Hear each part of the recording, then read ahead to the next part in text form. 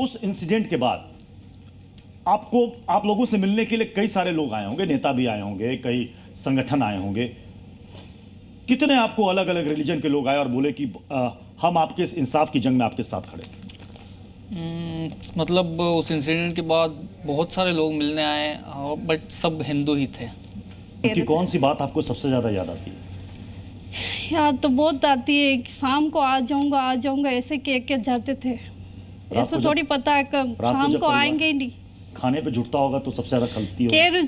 2-4 महीने तो बच्चा ये छोटा वाला 4-4 मतलब थाली लेके बैठता था, पापा आएंगे तो हम साथ में खाना खाएंगे यूँ करके।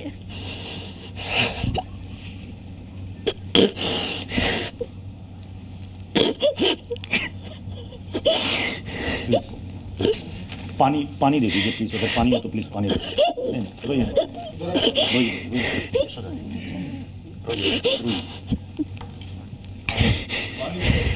ये पानी प्लीज, कोई लाके पानी दे दे।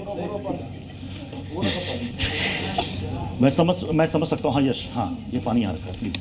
यस सर, पानी। मैं समझ सकता हूँ ये जो जख्म है ये कभी भरेंगे नहीं। मैं तरुण से पूछना चाहता हूँ। तरुण बहुत ही खामोश हैं। याद आती है पापा की? याद तो सर बहुत हद से ज़्यादा आती है। मतलब कैसे हम 3 साल हो गए। जैसे कि नॉर्मली भी किसी की डेथ होती है तो धीरे धीरे करके भूलने की कोशिश करते हैं, पर आज 3 साल हो गए पर हम बिल्कुल पापा को अभी तक नहीं भूला। पापा की मौत के बाद से एकदम बिल्कुल खामोश हो गए? जी सर, हम पहले क्या स्थिति थी, पहले हंसते खेलते थे, खुश रहते थे। वो खुशी तो ज़िंदगी में रही नहीं है, बिल्कुल भी नहीं रही है।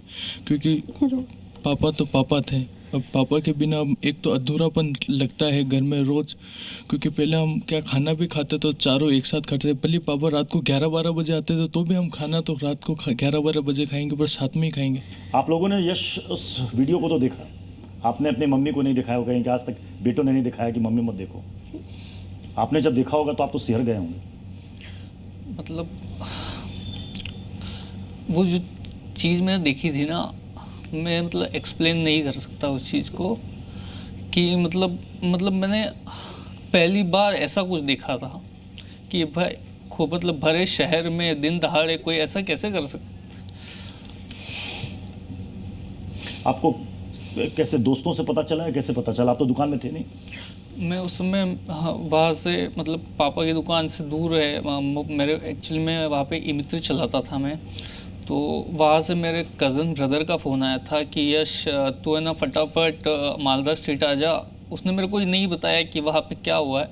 उसने बस यही बोला कि कुछ लड़ाई झगड़ा हो गया, हाथापाई हो गई, तू जल्दी से आ जा एक बार। तो मैं वहाँ पे गया, गाड़ी करके हम वहाँ पे गए तो हाथीपुल कम से कम 1 किलोमीटर दूर से ही वहाँ पे क्राउड था लोगों का।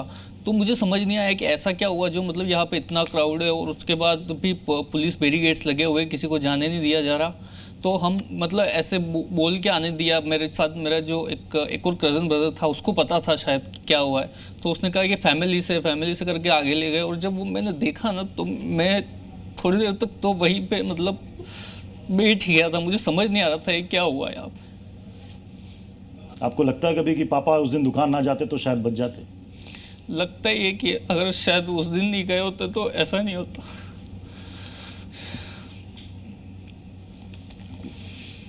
मना करते तो भी बात किसी की मानते ही नहीं थे। हिम्मत रखिए। पानी प्लीज, पानी दीजिए। कि इस परिवार को जो इंसाफ की इनकी आस है, जो मांग है, वो जल्द से जल्द पूरी हो, कातिलों को फांसी की सजा मिले। नाजिम भाई जी देखिए, मुझे बड़ा दुख हुआ कि इनके साथ है। देखिए इन फैमिली के साथ खड़ा हूँ, इनको घबराने की जरूरत नहीं है। मैं इनके साथ खड़ा हूँ बिल्कुल ना। ये नाटक नहीं है, सुन लीजिए। इनका दर्द मेरा भी दर्द है। मैं इनके साथ खड़ा हूँ। मेरा मुस्लिम समाज इनके साथ खड़ा। अगर मुसलमान इनके साथ खड़ा हुआ तो आपको दिक्कत मत कीजिए भैया। आपको घबराने की जरूरत नहीं है माता जी, आपको घबराने की जरूरत नहीं है। आपको घबराने की जरूरत नहीं है। हम मुस्लिम समाज इनके साथ खड़ा हुआ। इनको पृथ्वी जी को इंसाफ दिलवाने के लिए हम हर संभव प्रयास करेंगे। पूरा देश हर समाज हर वर्ग का लोग, हर वर्ग के लोग इनके साथ खड़े हैं। हर वर्ग के लोग इनके साथ खड़े हैं। ये इंसान नहीं है, ये इंसान नहीं है, ये कह रहे हैवान है, ये कह रहे हैवान है, साथी जी भी कह रहे हैवान है, हैवान नहीं है, ये हैवान है, ये हैवान है। सपोर्ट करते हैं। ये टीवी में बोले हम कि सरतंत्र जुदा गलत है, सरतंत्र जुदा का नारा गलत है। यहाँ टीवी में बोला सरतंत्र जुदा का नारा गलत है। बोलिए सरतंत्र जुदा गलत है, बिल्कुल गलत है। ये भी तो कह रहे हैं सरपंच से जुदा ये नारा गलत है, सरपंच से जुदा नारा गलत है, ये कह रहे हैं। अगर नहीं साफ बोलो गलत है। ऐसा पापी जो है वो बिल्कुल क्षमा योग्य नहीं है, क्षमा योग्य नहीं है। चलिए अब जी कचहरी में वक्त हो गया है जज साहब के फैसले का। जज साहब आपका फैसला। देखिए, ये सुन के बड़ा दुख हुआ। कन्हैया लाल जी की फैमिली के साथ ऐसे हुआ है और ऐसे हादसे नहीं होने चाहिए। इसके लिए लॉ एंड ऑर्डर भी मजबूत करना चाहिए और ये केस फास्ट ट्रैक में चलना चाहिए और सारों को एक ही तराजू में नहीं आप तोल सकते कि ये नहीं, किसी भी कौम के लोग अच्छे भी होते हैं, बुरे भी होते हैं, तो ये नहीं कहा जा सकता।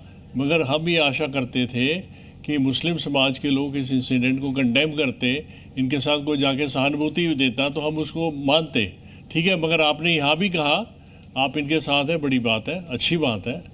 तो हमारी यही कोशिश होनी चाहिए, हाईलाइट करना चाहिए कि ऐसे इंसिडेंट्स दोबारा ना हो और इसके लिए हमें पूरा इकट्ठे हो गए ये इस बात का प्रयास करना चाहिए। धन्यवाद।